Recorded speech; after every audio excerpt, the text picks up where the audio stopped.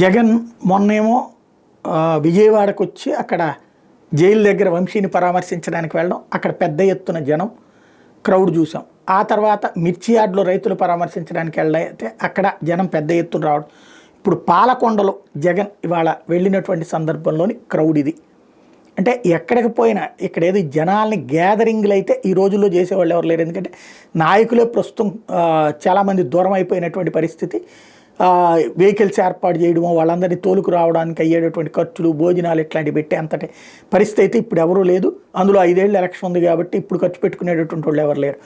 కాకపోతే ఏంటంటే జగన్ వస్తున్నాడు అని తెలిసినప్పుడు వాళ్ళంతట వాళ్ళుగా వస్తున్నటువంటి జనం అభిమానులు. ఎందుకంటే జగన్ ఎలాంటి పరిస్థితుల్లో జగన్ని వరుసపెట్టి వేధిస్తున్నారన్నటువంటి ఫీలింగ్ కార్యకర్తలు రావడం వల్ల ఎక్కడికి పోయినా జనం వచ్చి పలకరించడం అన్నటువంటిది. అంటే జనం అనే కంటే కార్యకర్తలు పెద్ద ఎత్తున వస్తున్నారన్నది. అంటే శాంతం ఎన్నికల తర్వాతన దూరం అయిపోయినటువంటి కార్యకర్తలు ప్రస్తుతం వచ్చే ప్రయత్నం చేస్తున్నారన్నదే ఇక్కడ కనబడుతున్నటువంటి వ్యవహారం.